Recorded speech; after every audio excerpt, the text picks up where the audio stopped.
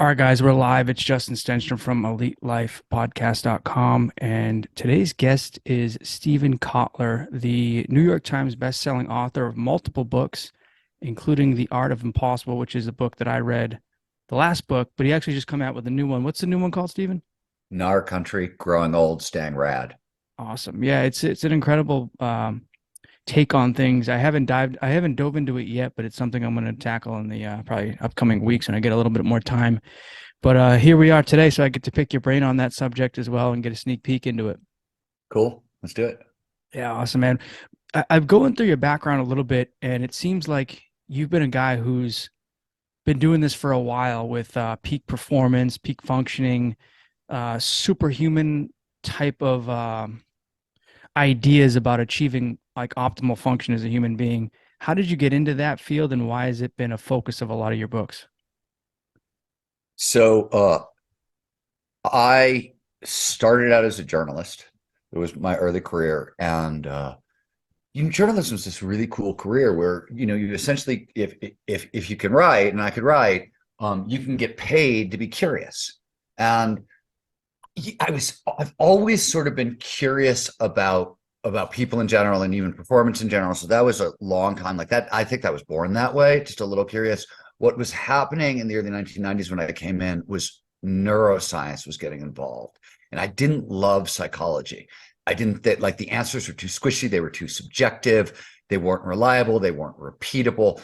And when you moved into neurobiology, I had a sneaking suspicion that his 30 years of work has sort of confirmed this, and that this was mechanism, right? Like shaped by evolution, the same in everybody. There wasn't going to be as much genetic variation. There wasn't going to be much, early childhood experience variation. It was going to be that sort of stuff. So that was happening. Behavioral neuroscience, which was a new field then, and what was cool about it is I was just a science guy, a science reporter, and I'm covering it a lot. But in neuroscience, suddenly the field went from like talking about what is this cluster of neurons in this part of the brain doing to like, how do emotions work? How does consciousness work? What are altered states? What's flow? All that stuff we sort of started to be able to look at in the 90s. So that was part A. Part B, totally unrelated, was action sports. So I was fascinated. I was a skier and a surfer and a climber and a lot of those things. And this was early 1990s, so action sports are like these deep punk rock subculture.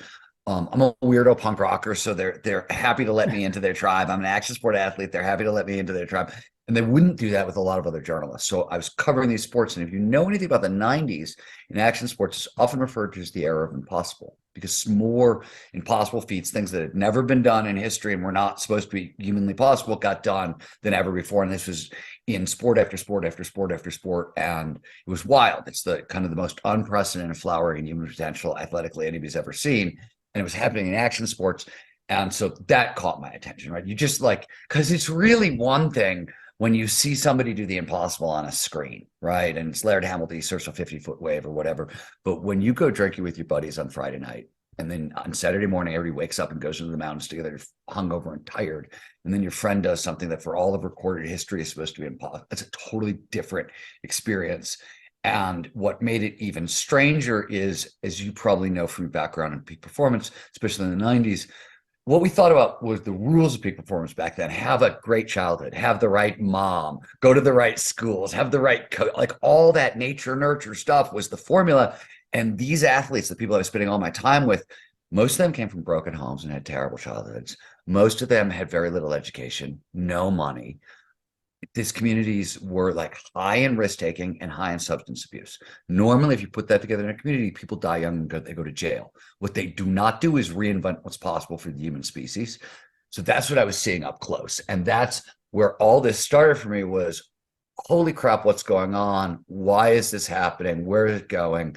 And so I started with the athletes, and then I just took this question, what does it take to achieve the impossible, into every domain imaginable. So I just went from anything I was interested in. I went from action sports into technology, into business, into science, into creativity, anywhere we see the impossible become possible. I tried to be in the room. I tried to figure out, why is this happening? That's awesome. I love that. And it starts all really from a curious mind, which is how the world changes when you think about it. Like all these great reinventors and innovators. They all have this curious mind to see things a little bit differently and understand how they can get to the next level. Like Bannister's 4 minute mile, that changed everything. And they often talk about that in entrepreneurial circles too. Is like that's like the ceiling that broke, the glass ceiling. Once that was Yeah, broken, everybody yeah, started. the Bannister effect, right? Yeah, Literally, exactly. it's called the Bannister effect. Yeah. And um, yeah, you saw action sports was the probably the greatest example of this. In fact, when I write about action sports in my book, The Rise of Superman, there's this quote from Jeremy Jones, the snowboarder, um, who was talking about early days in Alaska. He's like, you got to understand what it was like to be there because there were these rules in action sports that had been there since the beginning of time, like don't do this or you'll die. And they were getting broken on like a daily, sometimes an hourly basis. And to have like a front row seat to that, it didn't make any sense. Like it was the journalists, the reporters, we would talk about it. We'd be like, God, how's this possible? Can't keep going. This is the ceiling, right? And then the next year it'd be so much farther on. And eventually I was like, okay, wait, I've got all these neuroscience tools and I've got, let's put them together and see what we can learn. So what are some of the things? What are some of the habits? You mentioned that a lot of these people that you studied, they had counterintuitive backgrounds. Like they would be the opposite of what you would think a successful person would have. But I'm sure a lot of them had similarities in some ways, habits, different things that they did, different ways that they thought or looked at the world. What were some of the commonalities? So let's back it up one step. Let me define two. Let me talk about peak performance first for a second. Let me talk about flow for a second. Then let me answer your question for a All second. right. So when I define peak performance, right, all I define it as is getting our biology to work for us rather than against us. This is, by the way, not a new definition. William James, godfather of American psychology, said something very similar in the very first psychology topic ever written back in 1901. So it's an old idea. It's not new. Um, at the heart of that biology, whenever we see the impossible become possible, you see the peak performance state of flow. Flow, I mean, by definition, flow is optimal performance when we feel our best and we perform our best. More specifically, it refers to any of those moments of rapt attention and total absorption. We get so focused on the task at hand, so focused on what you're doing that everything else just melts away.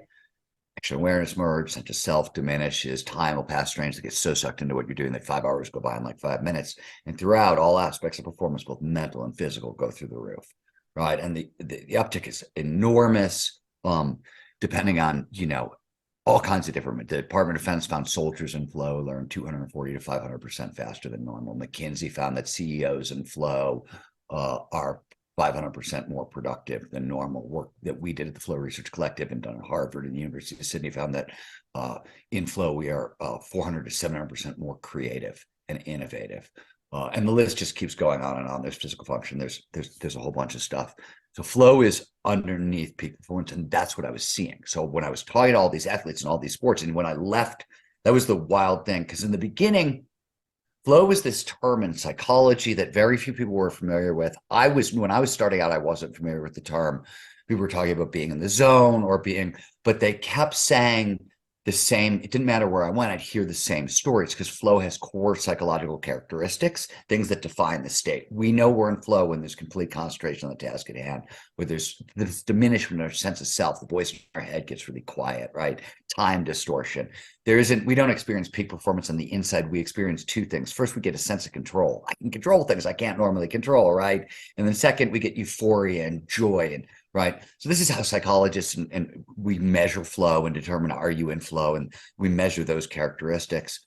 And so those are commonalities. So it didn't matter where I was going. I was taking my question into, scientists who were returning, like creating bionics or, artificial intelligence. And you would talk about their discoveries and where it came from. They would describe these like states of flow where they had their ideas raining down on them versus the athletes saying, oh yeah, I would get in. So answer to your question, what changed in the 90s is I have to take this one step further. Flow states have triggers. You want more flow? We work at the Flow Research Collective, my company, right? We're a research and training organization. We train people in 130 countries. And at the basis of our training, it's a sort of a simple neurobiological idea is if you want more flow states have triggers, preconditions that lead to more flow. There are about 27, 28 that have been discovered. There's way more out there. That's what we found so far. And flow follows focus. It only shows up when all our attention is here and now. That's what the triggers do. They drive our attention to the present moment, right? They do it a bunch of different ways neurobiologically, but they just drive attention to the present moment for a variety of reasons in the 90s in action sports. All of these triggers not only started to get very imported into action sports, I'll give you the big one. So prior to the 90s, the only way to win in action sports, you were the fastest guy to the bottom, right? Like skier, fastest man or woman to the bottom of the hill, they won. In the 90s, with action sports, suddenly creativity is a value, it's a virtue, it's the most creative line, self-expression, that and creativity becomes this core action sports virtue. If you go back to the 90s, nobody talks about themselves as athletes, they talk about themselves as artists, painting the canvas of the mountain or painting the canvas of the wave, and that's the language of the time. Creativity, it turns out, is a flow trigger. When we link ideas together for the first time, right? We fill out a crossword puzzle, you get a little rush of pleasure. That's dopamine. Dopamine is a focusing chemical. It makes us happier, but it also drives attention. So same thing happens when you look at a terrain feature and go, oh, wow, that's a gentle rise. I can use it to throw a nose butter 360 kind of thing, right? That's pattern recognition. And that suddenly this thing they became the core virtue in action sports. So a lot of different things happened, but the main thing that happened is by unlocking creativity, by tapping into this sort of playful creativity, they were getting so much more access to flow, and it just starts feeding on itself. Risk is another flow trigger, right? So you got creativity on one end and risk on another, and novelty is another one, and unpredictability, which the natural world is packed with. And what starts to happen is these flow triggers start stacking on top of one another in these communities. And you see this whenever you see a community of innovation. This is the action sport athletes in the 90s, but I'm also talking about Silicon Valley during the internet boom, right? I'm also talking about like Paris in the 20s and, Harlem in the 30s, and take your pick. Whenever you see like a huge flowering of creativity, that's what you're seeing. That's how the biology works. Okay, that's amazing. How have you measured the fact that these triggers have put somebody into this flow state that you call it? And like, have you done, say, spec scans or functional MRI scans, or do you just know Yeah, based so off performance? yeah, the work I have done for 30 years has been on the neurobiology of flow. At the Flow Research Collective, we're a training organization. We're also a research organization. So we do neuroscience studies with folks at Stanford and USC and UCLA and UC Davis and University of Miami and 10 other institutions. And we look at the neurobiology, peak performance of what's going on in the brain and the body. And in fact, recently, myself and my chief science officer, Dr. Michael Menino, along with a handful of other scientists, published a paper in Neuroscience and Biobehavior Reviews, where we looked at what happens in the brain at every level as we transition into a flow state. It was the first complete picture of what happens in the brain as we transition into a flow state. The work has been done in everything. Back in my mentor, Andy Newberg, back in like late 90s, was doing SPECT scans. So single positron emission technology, where they're injecting radioactive dye and freezing the brain, right? Like back then, there's been MRI work, there's been a lot of EEG work. There's been some transcranial magnetic stuff where they're knocking things out or stimulating other stuff. We have a pretty good picture of what's going on in the brain and flow. And so I can speak to all of it if you want, and I can go into crazy techie detail if you want. But yeah, there's a lot of that work has been done. We still don't have, and where I'm hoping this is going to change, we've got an upcoming study that I hope is going to change all this. The hardest thing is like, what's the best model for flow? A lot of times people use video games to drive people into flow. Now there's lots of reading is one of the most common flow states on earth. So they've been reading studies. But some people do weird stuff where it's like math studies. And I'm like, are you sure that math equations are driving people into flow? Because, it's same thing with video games. I'm like, I'm not a gamer. So I don't get into flow playing games. So I can enjoy games every now and again. I've played games over the years because I've written some video games and I've participated in that world a little bit. Um, so I'm familiar, but it's not my favorite flow state. And but for folks who are into it, it's incredible. So I wonder about the paradigms we're using to run the experiments, and we're working on the most immersive VR base jumping or wingsuit flying simulation. It's very flowy. And so we're hoping that this is going to get us past that problem. Yeah. So I'm sure it's different too for everybody. Like some gamer might be in the flow when he games, and somebody else when they play guitar might be in the flow, and someone else when Totally. they're writing a book might be in the flow. So you might have to individualize it a little bit more, but I'm sure you're figuring that out for sure.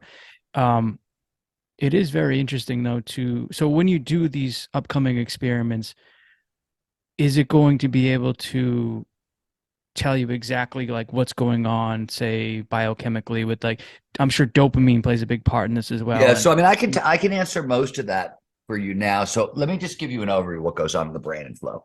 yeah, So also, just you probably know this, but if your listeners don't, if you want to talk about the brain, you want to know really four things, right? You want to know neurochemistry and neural electricity or brain waves, because that's the two way the brain talks to itself and sends messages back and forth. And then you want to know neural anatomy and networks, where things are located in the brain, because things are very rarely in one place. You get networks, right? So those are the four things you want to talk about. We've known for a long time, from just a simple neural anatomy standpoint, as we move into flow, one of the coolest things that happens is large portions of the prefrontal cortex, the part of your brain that's right behind your forehead, deactivate. It's called transient hypofrontality. Now it's known as localized transient hypofrontality. We used to think the whole prefrontal cortex turned off. Now we believe it's certain areas depending on what you're doing. So you said it's a little individualized. It is based on what you're doing.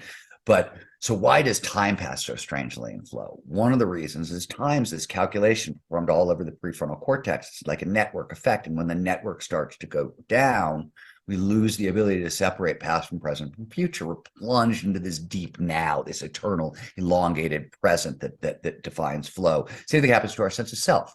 Why does our sense of self diminish as we go into flow and bodily awareness and all that and voice in our head? It's because self is it's all over the brain, but it's a lot of activity in the prefrontal cortex, another network effect. And as the network starts to crumble, our sense of self disappears. And this is all about efficiency. The brain needs a lot of energy for focusing on what's right in front of you on the task at hand. So it starts to shut down non-critical structures and it repurposes the energy for attention. That's why one of the main reasons this happens. So that's at a neural anatomical level, right? What's going on at a network level, you see co-activation. Sometimes there's an argument, is it synchrony or metastability? Those are crazy complex terms and best not to ask, but let me just tell you, there's an argument still here. Between the goal-directed network, so motivation, and the cognitive control network, the network that allows us to stay focused on the task at hand, they're co-activating at the same time. Are they synchronous? Are they metastable? We're not quite sure. There's data in both directions. So that's neural anatomic and neural networks. To what you said, neurochemically, flow dumps all five of the most potent pleasure chemicals and reward chemicals and performance enhancing chemicals the brain can produce into our system at once. So you get norepinephrine, dopamine, serotonin, anandamide, and endorphins. Huge cocktail. Let's just talk about pleasure and happiness and joy. Romantic love. Work by Helen Fisher at Rutgers shows that it's predominantly the neurochemicals norepinephrine and dopamine mixed together. That's romantic love. Now, we love that feeling, right? One of the best feelings on earth is falling in love. Flow is those two pleasure chemicals plus three more. So when we say, flow underpins happiness and well-being and overall life satisfaction, psychologists now have three different definitions of happiness based on the levels you can achieve. Flow is built in part of the definition of the top two levels. That's how important it is to kind of overall human well-being.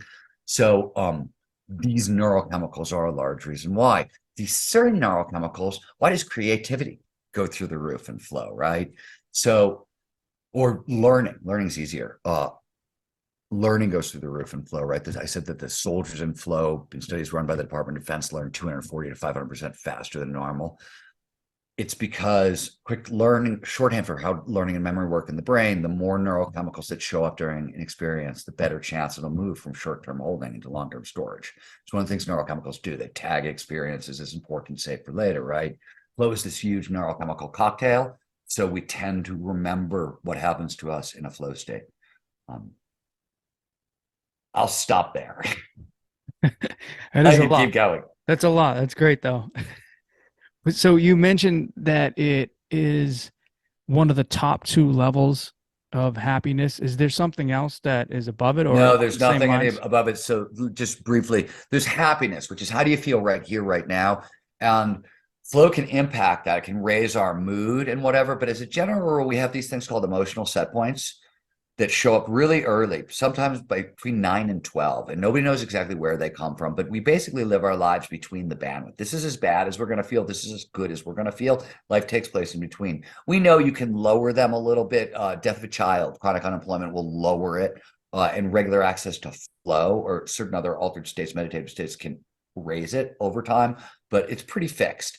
So that's level one happiness. Level two is engagement, which is basically a high flow lifestyle where the thing that is producing the most flow for you is aligned with your goals.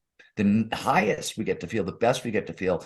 And again, this comes down to feel good neurochemistry. And I explain why in a second, is purpose. Purpose is when basically we can take our goal directed flow, engaging mission and tie it to something bigger than ourselves. And the bonus is at level one of happiness, it's really sort of dopamine, serotonin, those kinds of maybe a little norepinephrine. Level two is a lot of those chemicals, but you don't have any of the pro-social chemicals because you don't have other people in the equation. So you're not getting enough endorphins or oxytocin, these other really good feel good reward chemicals. Once you get purpose, you get access to the full suite of all the feel good reward chemicals. So that's why when you have a high flow lifestyle and the thing that's creating flow is aligned with your purpose, it's the best we get to feel on the planet. That's really a lot of what we mean by meaning and purpose. Meaning, the other ingredient seems to be success in long-term projects. Is like meaningful long-term. Like I worked 2 years to drive a taxi and put myself through grad school, that kind of thing. Well, we seem to remember that and stack that. And so what meaning and purpose, the combination of those two things seems to add up into what we'd call life satisfaction, those sorts of qualities. Yeah. So, like in that example right there, after the 2 years, you would actually sustain a higher level of satisfaction, purpose, happiness, despite the fact that the actual event is over. Like you carry that with you going forward. You carry more meaning, right? Like that's sort of and what you really carry is the knowledge that you did something long and hard, and that knowledge that you're capable of long and hard makes you feel safer, and that translates into happiness. That's where the loop is. Those long projects, I triumphed over this hard thing, I succeeded, right? Part of it is it makes us feel safe, more capable as humans and much safer, and that has a really big impact on happiness. Hmm.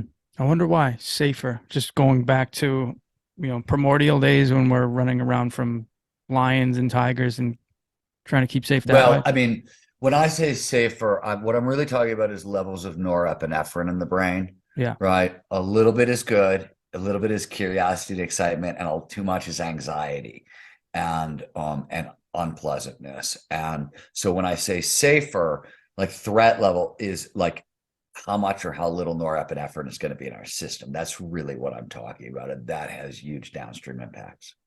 Okay. So it's just to put you in a place where that it balances out that right amount of norepinephrine. Yeah, basically. So um everything. There's a sweet spot for flow, known as the flow channel. It sits between, it's the challenge skills balance, the flow trigger that says we pay the most attention to the task at hand, has the greatest chance of driving us into flow. When the challenge of the task slightly exceeds our skill set, so you want to stretch but not snap. Emotionally, that's like the midpoint between boredom, there's not enough stimulation here, I don't care, and anxiety, whoa, way too much. Right. And in between is the flow channel, or what physiologists, you're probably familiar with, the Erks-Dobson curve. It's the same exact, this is the same thing we're talking about.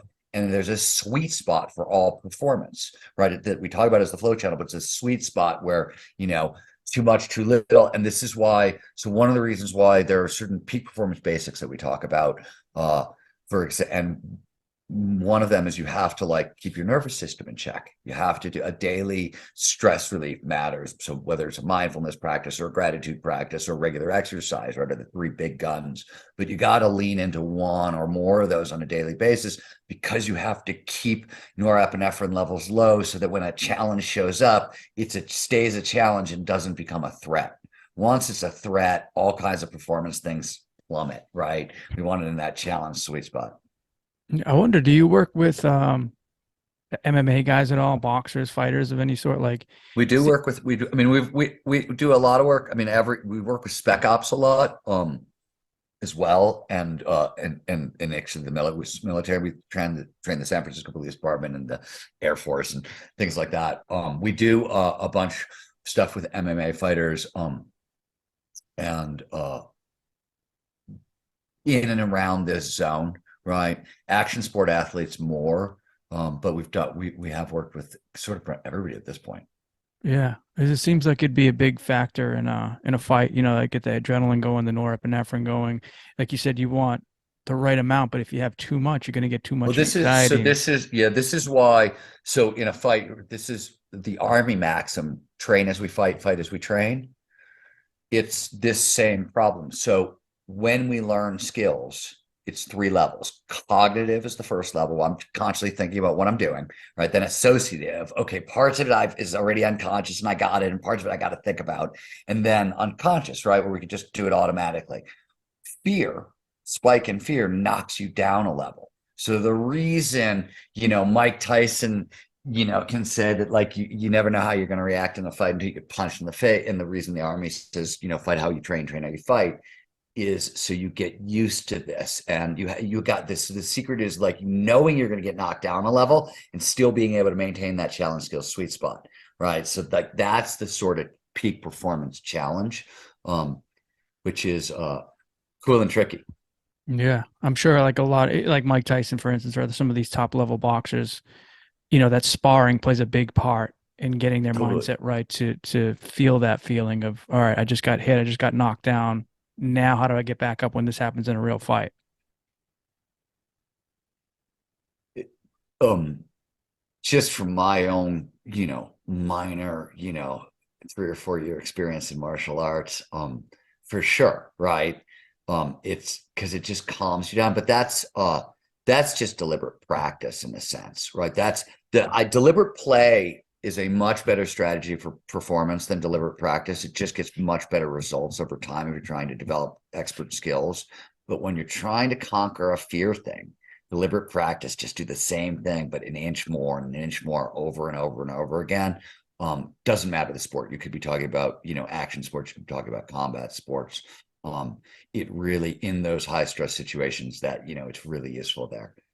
What do you mean by deliberate play versus deliberate action? A Practice. So practice. Yeah. these are just two old ideas out of peak performance. So Anders Ericsson is very famous in the peak performance world.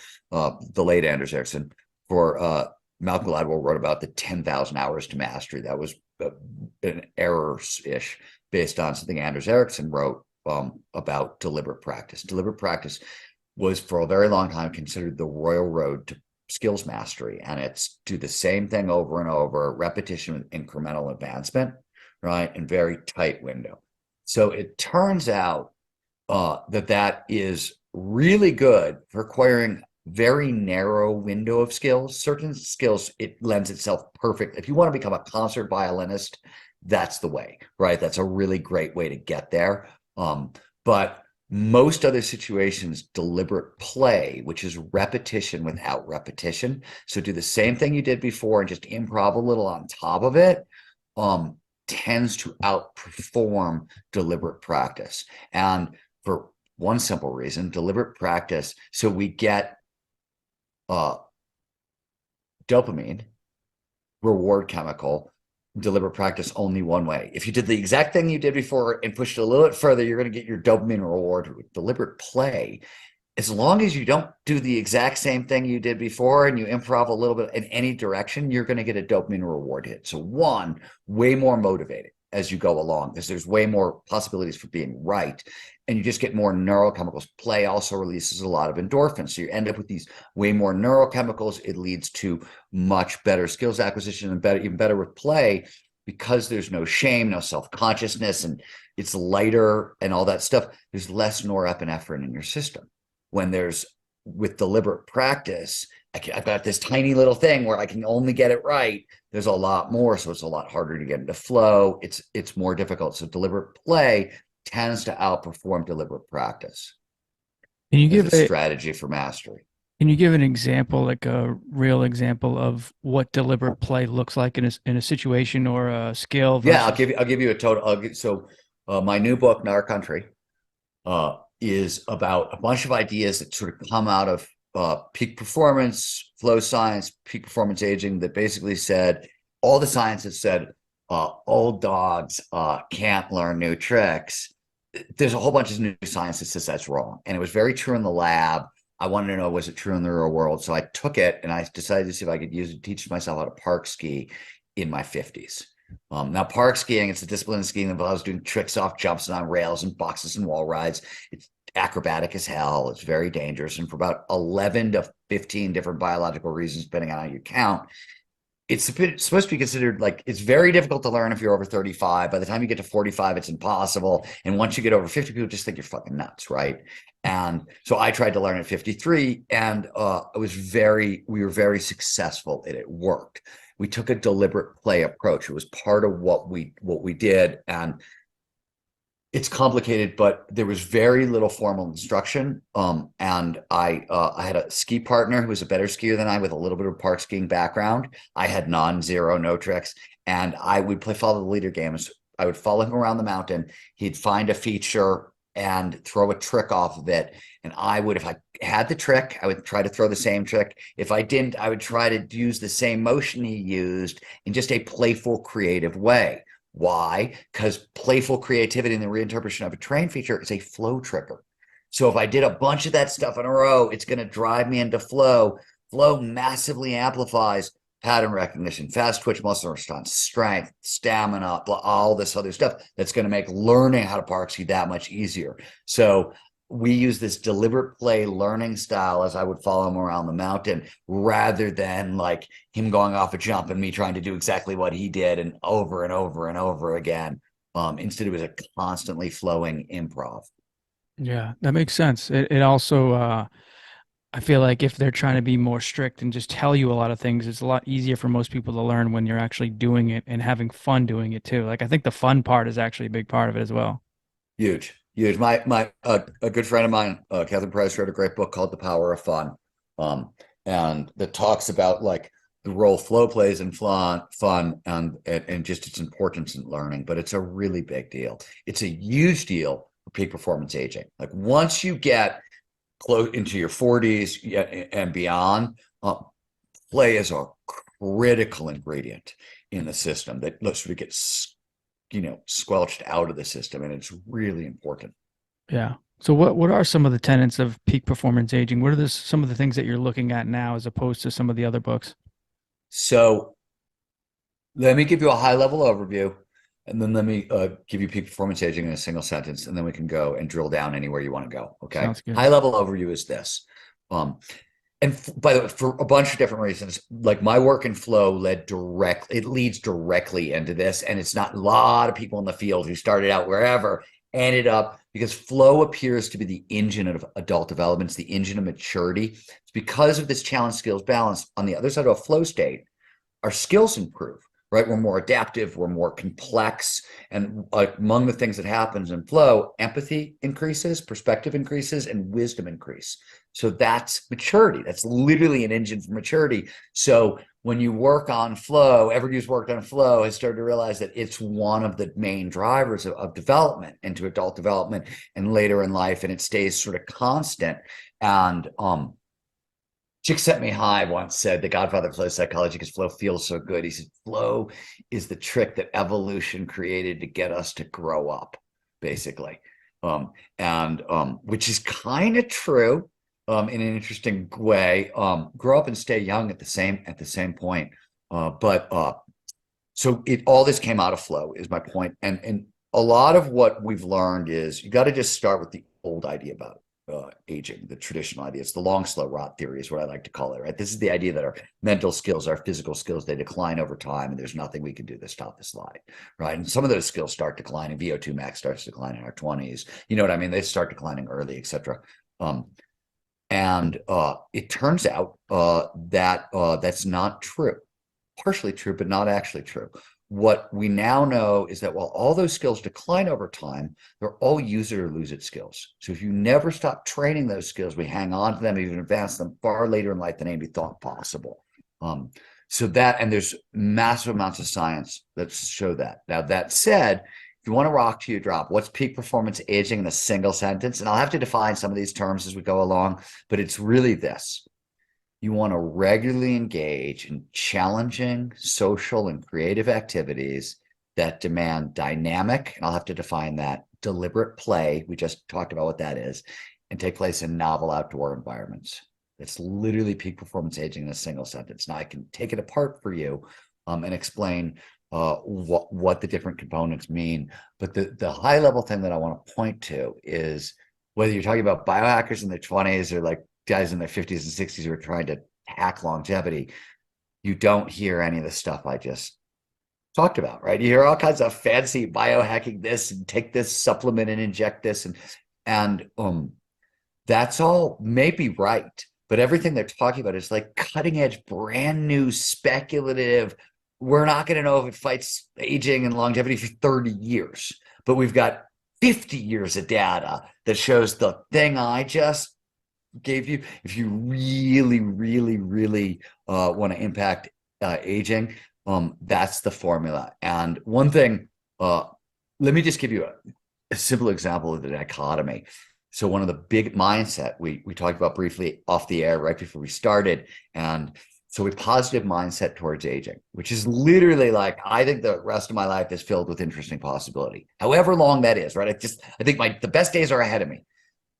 That translates to an additional 8 years of healthy longevity. That's astounding. That's astounding. And negative mindset towards aging, which we see expressed in people who grow up around negative ageism is a widely held stereotype, and people who are exposed to negative stereotypes around aging obviously have a crap mindset towards aging. And so Becca Levy at Yale did this research, and she found that if you're exposed to negative mindsets around aging and you buy them and you buy into them in your 20s, 30s, and 40s, by the time you're 60, you'll have a 30% greater memory decline than those people who were not exposed to those negative stereotypes of aging and had a better mindset. So huge. The mind-body connection is really neat when you get to sort of peak performance aging, because you start to really see it at work. But I'll stop there. That's sort of, we can go wherever you want from there, but I'll stop there.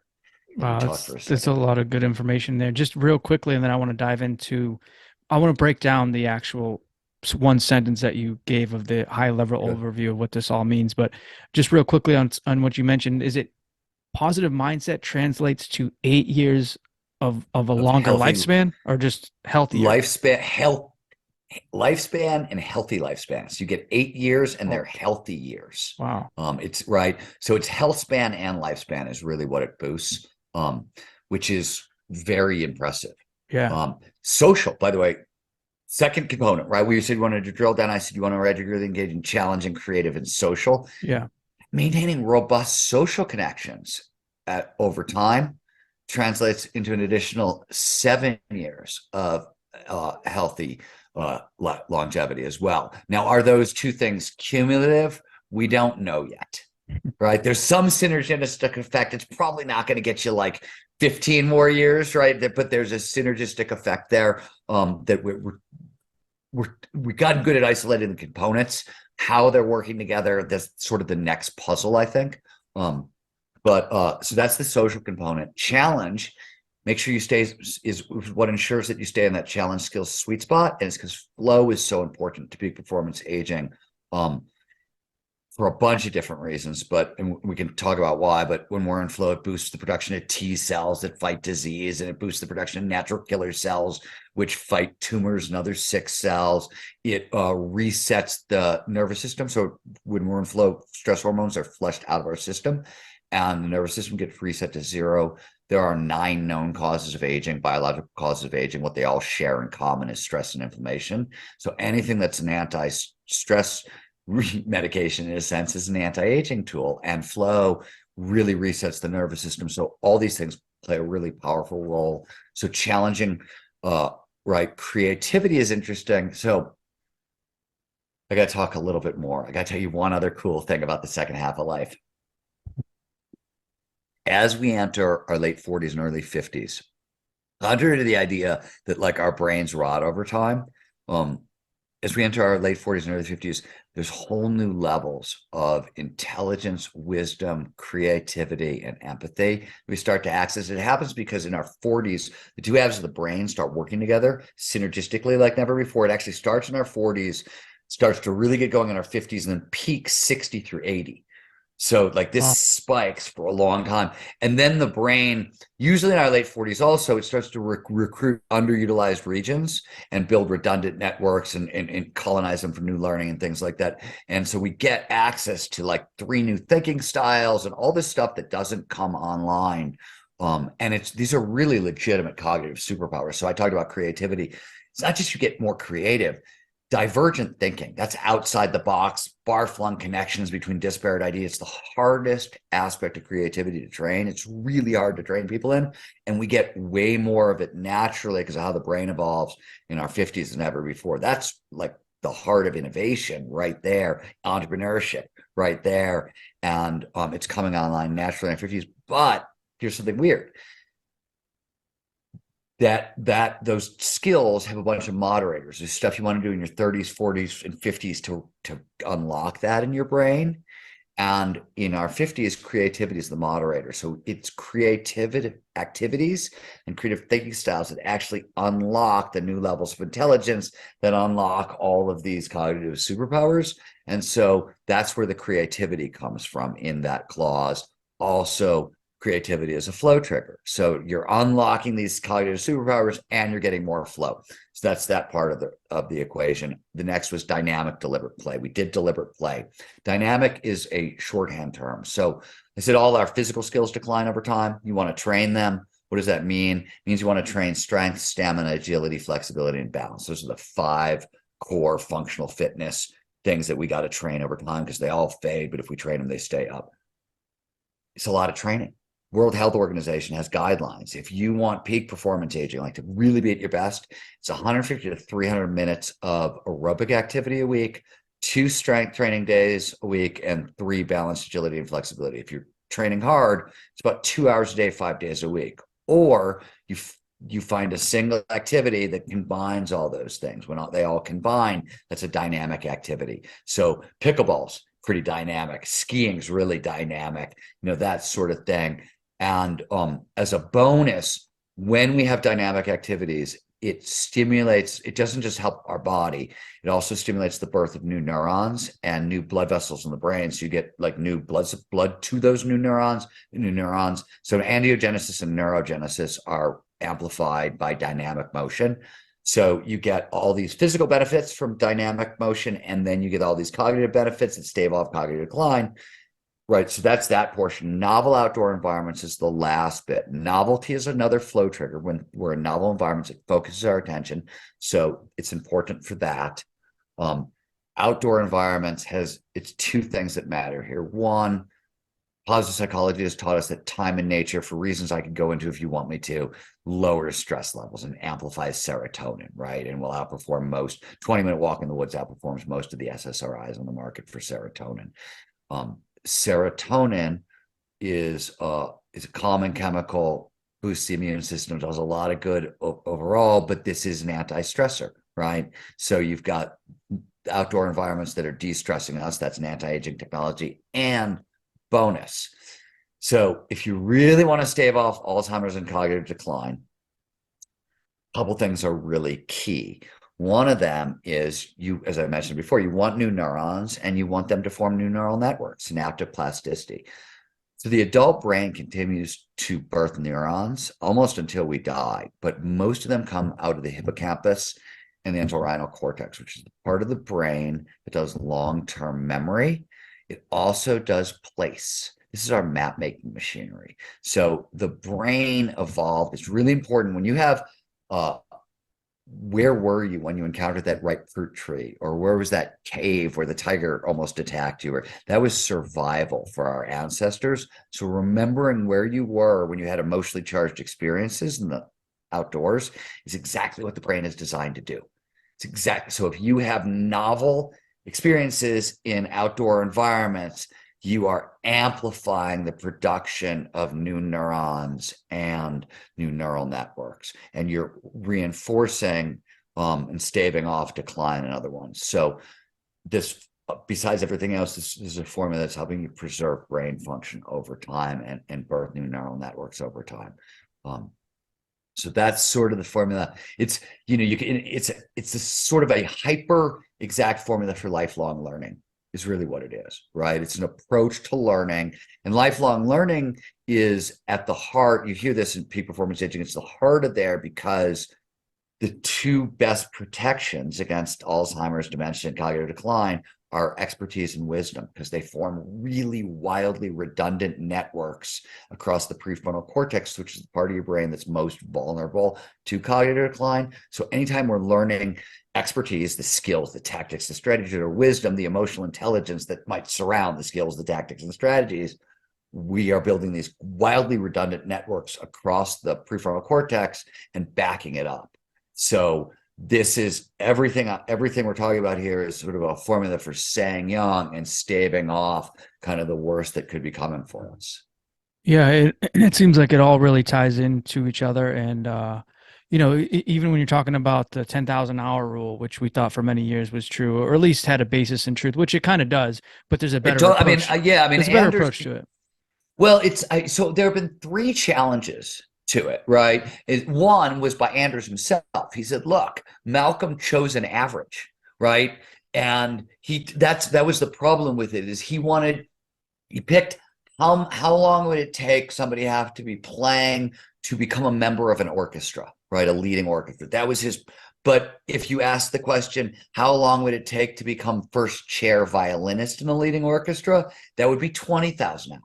So it's an arbitrary, right? It's arbitrary, and it's also, and this is all Anders. Anders said this. He also said it's very specific skills. Then David Epstein said, hey, wait a minute. Most people don't learn that way. They learn by sampling. It's not deliberate practice in one thing over and over. It's I'm going to go over here and taste this. I'm going to go over here and taste this. I'm going to go over here and taste this. I'm going to mix and match over time until I have match quality. All my intrinsic motivators are lined up, and then I go. And that's actually how most people learn. And the third challenge came from me in Rise of Superman. And Anders and I had talked about this, laughed about it before he died, where people learn faster on flow. So if you can get into like those action sport athletes, a lot of them got to mastery faster than 10,000 hours because they spent so much time in flow. So you can shortcut it with this deliberate play, high flow approach. And and it's not hard and fast. And, and Malcolm himself, Gladwell, has said as much also. Like, nobody's guilty here. He was trying to popularize some really cool ideas. He did a great job with it. And it got taken a little out of context because that's what happens. Yeah, traditionally, anyways. But yeah, it's a great book. It's a great idea. But I was getting at is that your approach seems to be a lot better when you combine the creativity factor, and it's one that not necessarily will benefit somebody at an older age, but somebody at any age. And as you get Any older, you age. continue to do that. And Any it age. also, some of the things you mentioned, it really hammers home the point of retirement and people who retire. You see this over and over again. They retire within a couple of years. They They die. die. They got Yeah, they nothing die. to live for. Their So brain shuts down. The body shuts down. I haven't said this. So I So all this neuroscience that I base my shit on, and I ran a couple of really wild experiments and whatever, but like the neuroscience, there's 30 years of it. So there's a guy named Daniel Levitin, who's a neuroscientist at McGill University. You probably read he wrote a famous book, This Is Your Brain on Music. He wrote another book called The Organized Mind, which is amazing. And he wrote another book called Successful Aging. And his advice, after it's an 800-page book, it's all the gritty detail and all the same science I'm talking about, he sort of really breaks down in a lot of detail. But he's like, want peak performance aging in a single sentence? Don't retire. That's his. Don't retire. Yeah, it's sort of the death knell for the brain, right? And this is sort of one of the things that we discovered is it really helps to have a mission. When for peak performance aging, like if all that, I gave you that big long sentence, but they're all pointing in the same direction, and you're using, like, my mission was to learn how to park ski. That was my mission. But those kinds of missions are incredibly sort of, they're useful over time, and their older adults are better at them. They're sort of designed for like these long-term missions, like for whatever reason, and there's a lot of they're very beneficial. So we're sort of built for it, and I just find it's a great way to drive focus, and it's a great way to like stop yourself from quitting, and all that stuff. I don't know how I got here, Justin. I'm gonna stop and let you ask another question before I go into tangent land some more. This is great, man. It really is. I'm learning so much. So I have a few questions I want to get back to because we're going to wrap things up in a few minutes, but I have a kind of a quick few things that I want to address. But just real quickly on what you just said, the missions thing. So is it just like as you get older, it's good to have multiple missions in your life, like over and over. And once you complete a mission after like say 2 years, 5 years, whatever it takes, a year, you come up with something else because like you need that to Yeah, yeah, sustain you, yeah. to keep you I going. think, yeah, I think it's really important. Yeah, and I now I'm a bit, I said earlier that we were talking about meaning, and like so missions, those kind of missions, they folds right into sort of what we mean by meaning also, and so it works to our advantage. But like, for me, it came out of my career as a journalist where I started to notice that, like, you gave me an assignment, and man, I'd go to a war zone. I would sail with pirates through months. I would do the craziest, dumbest, most insane stuff because you gave me a mission, right? Like, Yeah. I mean, I was making it back in the day, like 25 cents a word. You gave me a mission, right? Like, I'm going to go to a war zone for 25 cents a word. Like, what? But I did, right? And there's something about like our mentality. We're goal-directed creatures, humans are, and so we're sort of built for those kinds of missions in a sense. And I just try to take advantage of that internal machinery. But it really, like, it grew out of this like thing I noticed with journalism where I was like, oh my God, I will go so much farther if you just give me a mission. So I started trying to wrap these hard things I was trying to accomplish inside of that kind of thinking for this very reason. Yeah. I actually think that having a mission, having a purpose is one of the biggest reasons why so many kids growing up, like in their teenage, especially teenagers, when they start to get into trouble, like that's one of the biggest reasons why they have their life all screwed up. That's why the biggest reason why all these people go to jail at a certain age and they commit crime and they, get thrown back into jail and they can't figure their life out is because they don't have that mission, whether it was missing a mentor or, a parent, whatever it is. It's a big part of who we are as human beings. And when we don't have that, we're really lacking just a purpose and, what to do with ourselves. Yeah, and I cover this in Art Impossible. We definitely don't have time, so this is just a teaser for the book. But like, there's something in the book called The Passion Recipe that teaches us how we turn curiosity into passion and passion into purpose. Because there's biology, like we are better when we have a purpose. There's so much, and it's a flow trigger, right? Want more flow in your life, and we have a purpose. We focus way more on what we're doing, right? So the end result of a purpose is more flow, which is peak performance. You get farther towards your purpose, and it's this sort of virtual cycle. But there's sort of a simple step-by-step way to get to that anybody can get to a purpose that's in Art of Impossible. You can Google The Passion Recipe, actually, and I think I wrote about it for a Forbes article that's just online for anybody. Yeah. You mentioned a few of the triggers earlier, and this is where I want to kind of just fire off a few of these rapid questions if you can. You mentioned a few of the triggers earlier: creativity, novelty, risk. We talked about some of these already. Is there, you said there's 27 plus that you've identified. Can you just list a few others that we haven't touched on? Yes, and I wish I was the one who identified all 27. No, no, no. A lot of people have identified. Something that I term, though this is probably a term is going to go away in the end, but we call it deep embodiment. When you are engaged in when multiple senses are engaged in the same activity, we just pay more attention to that activity, right? So action sports really grab all of our attention. You have five senses and you get vestibular awareness and proprioception, that sort of stuff. So that can work as a flow trigger. Unpredictability will work as a flow trigger. Complexity will work as a flow trigger when we encounter complexity, like a night sky, and we look up into the night sky and we're suddenly dealing with like geological time, and like you're looking back in time, and all those stars are actually galaxies, and complexity can drive focus in that way. The challenge skills balance we talked about, immediate feedback. So when feedback is immediate, you don't have to wonder how you're doing. You automatically know. Sports are great for this, right? With tennis, serve is either in or out. That's immediate feedback, right? And it's one of the reasons sports are really flowy. Also, is the immediate feedback. And then there's individual flow, which is all the triggers we've been talking about. There's a shared version of a flow state, which is known as group flow. It could be interpersonal flow, me and you in a conversation. We get so lost in conversation that like hours go by and we don't even notice, right? Group flow, a team, and a fourth quarter comeback in football or basketball, or a communitas, which is flow at scale. You go to a rock concert, you just merge with the band and clapping and sync and everything. That's communitas, is group flow at scale. So there are 16 or so triggers for group flow that start with like collective ambition. So if you want to trigger group flow, everyone in the group needs to share the same ambition, and nobody can achieve it individually. So it's a collective ambition because the only way to get there is cohesively as a group. And then there's like individual flow triggers. Risk becomes shared risk at the group level. That sort of thing. To just rattle off a handful of those. Yeah, and I'm sure on that last point too, you're talking about like Navy SEAL teams or, Super Bowl winning football teams, like they're all in that same group Yeah, in my shared book, I flow mean, state. in Stealing Fire, which is another book of mine, it opens with a Navy SEAL story, right? Like, and with work we did with the SEALs, because group flow is at the heart of how you do that, right? You can't really have an elite commando unit without group flow. That's how you do that. Yeah. But that's really how you do. I mean, that's how you do entrepreneurship, right? That's a startup. That's any amazing team. So we do a lot of work with surgical teams, lots of group flow in great surgical teams. That's another really common place it shows up. So what's the quickest way in the moment?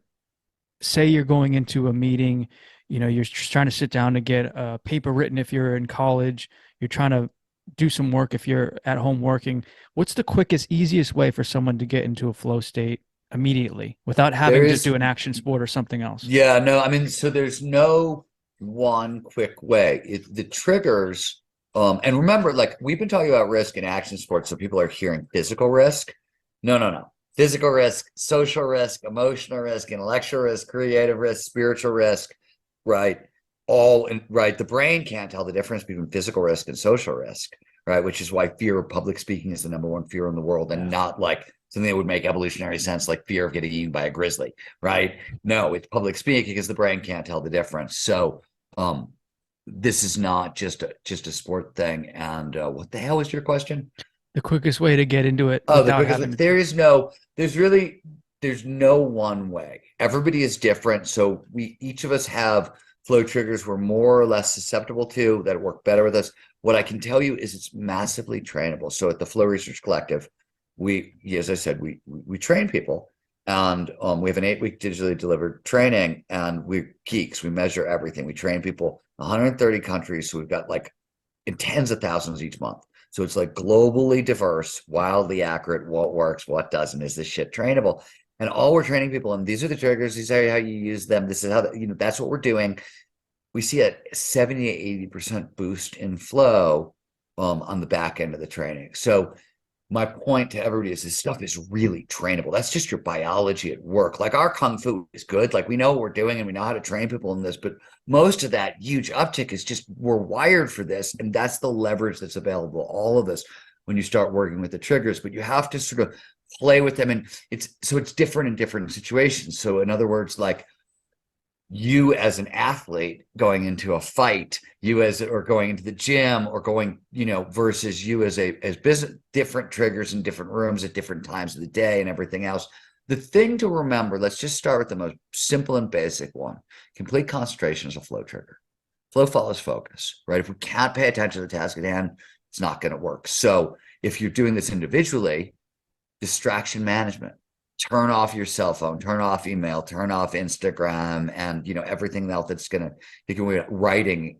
For me, I write in focus view, so it's a Microsoft Word thing that just allows me to see the words. My cell phone's off, my door shut, my lights are off in my office. I write at 4 o'clock in the morning when nobody can disturb me, that sort of thing. But same thing, what group flow? You got to wall off the team in the same way. And I'll give you one extra weird tip.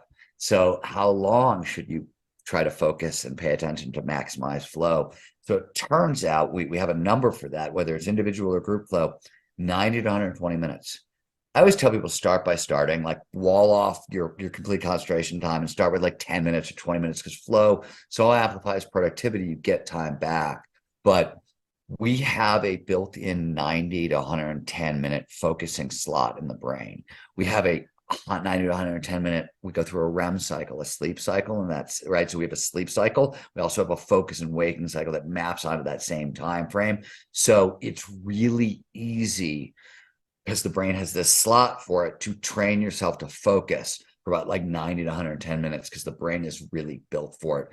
So what we try when we start training people in flow, one of the things we try to do is start your day, start your work session with 90 to 110 minutes of uninterrupted concentration, if you can, right? And start by starting. So start with 10 minutes or 20 minutes, but that's what you want to work for and you want to aim for. And you want to practice distraction management. And you also want to have conversations ahead of time, right? Like 90 modern average American worker gets interrupted once every 11 minutes. So you got to talk to your coworkers. You got to talk to your boss. If you're working from home, talk to your spouse, your kids, right? Like you'll end up with more time for everybody else. McKinsey did a study on top executives in flow and found them 500% more productive than out of flow, right? That's a huge uptick in productivity. So you're going to get time back in the end, but you got to have the conversations ahead of time so people know what you're doing and why you're doing it. So they will sort of respect your, colloquially, I tell people when I give speeches, and I like to say this in big companies, that if you can't put a sign on your door that says "fuck off, I'm flowing," you can't do this work.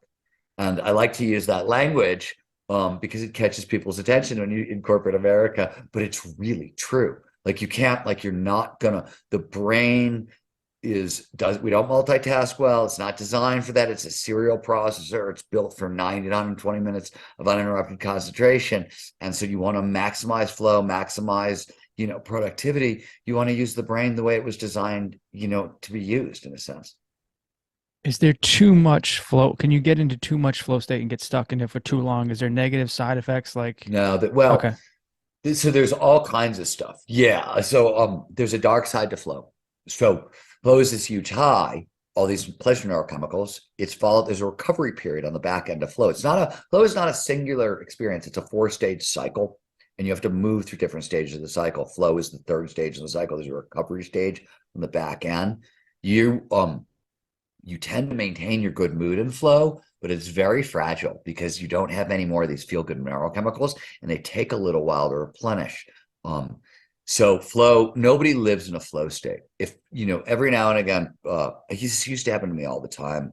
People would stop because I've been telling this story enough, but people used to come up to me and be like, "Dude, you got to study me. I'm in flow all the time," and I would never know what to do because like finally, I just decided I was going to start telling the truth. We have a word for that. We call that schizophrenia.